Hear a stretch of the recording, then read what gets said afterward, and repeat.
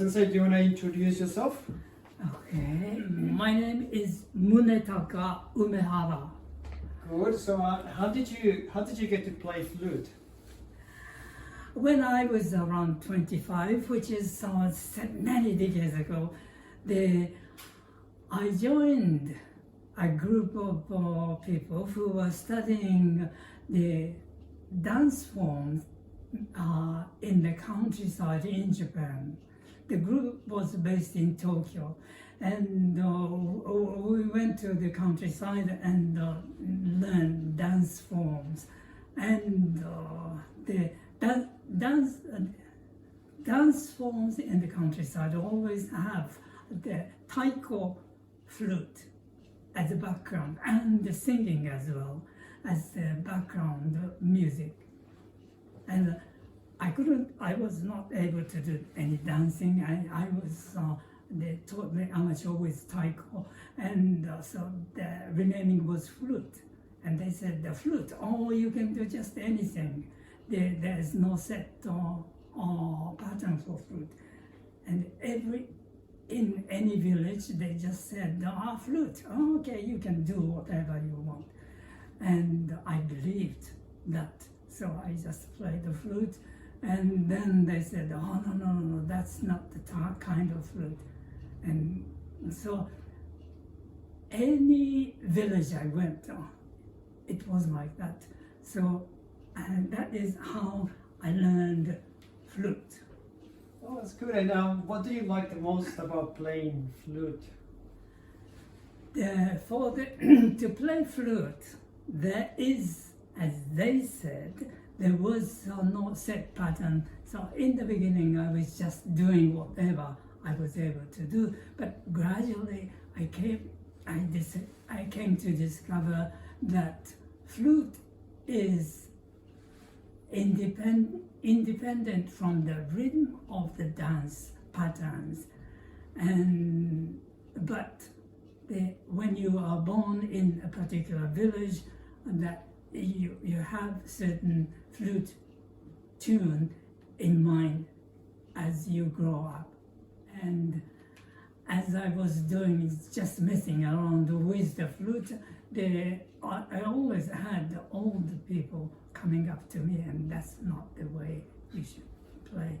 And I learned the tune of different villages in that way. And so, what is your favorite village that you have been to? Those days, villages were losing folkloric, and the people who were following the folkloric activities, including dance forms and music, of course. And the cultural department of the government felt this was the time that they had to organize the recording people beside the broadcast stations. Several different groups were asked to go to different villages and learn the performing arts from the villagers. Like you go to that particular village because one person is very heavily sick, and the entire performance dance form in that village will be lost eventually.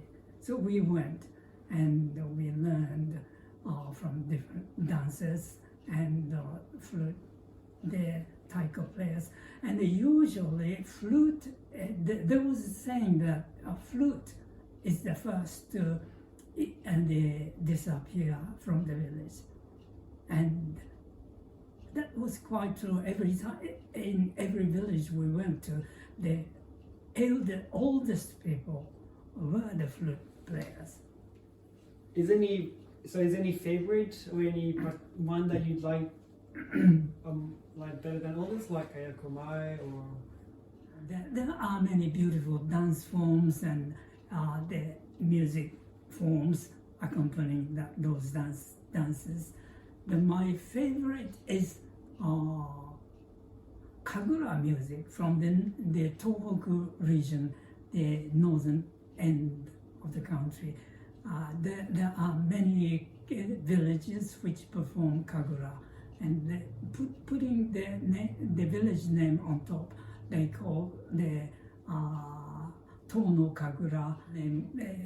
If the village is Otsugunai, it's called Otsugunai Kagura. If it's in Take, it's called Take Kagura. And Take and Otsugunai Kagura is the one we learned. We went back most frequently and learned from them. Would you like me to play Otsugunai Kagura for just a little bit? Yes, please. I need a taiko player.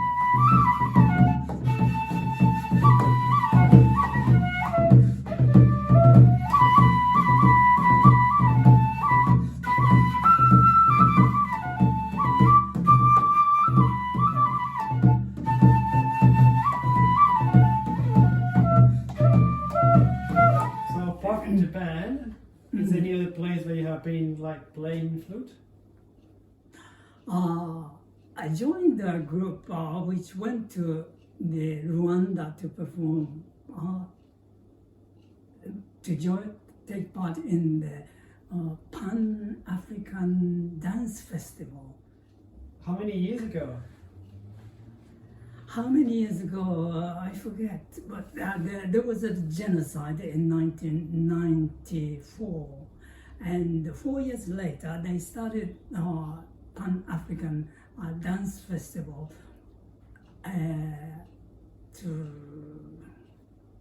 then as the 10th anniversary of that dance festival, they invited China, Japan, they invited performers from China, Korea and Japan, and I joined the group, that tour, as a flutist.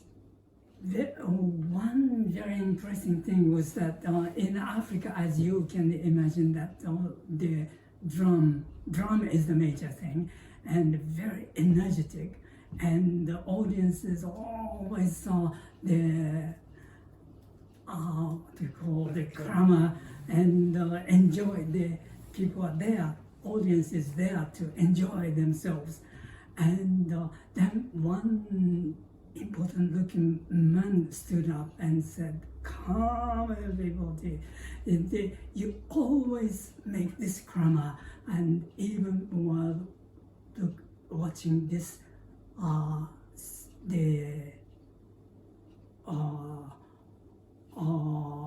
watching this Japanese performance, dance performance, which have this serenity and calmness." That was very impressive. When did you start playing in Australia? And my family came to Australia in 1993,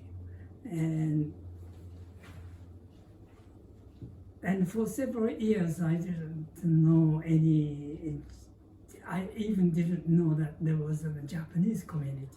Adelaide has many multicultural events throughout the year, and there were not too many Japanese groups who could provide any performance items, and I was always asked to do something, and so I had throughout the year I had many occasions to do something Japanese. So flute or playing flute became my regular job. That's really good, Sensei. Anything else that you wanna tell everyone looking at this at the Taiko Festival? What is called Wadaiko was started by a couple of people individually in the 1960s. One of whom was Den Tagayasu, who originated what was then called Ondekoza, the predecessor of Kodo.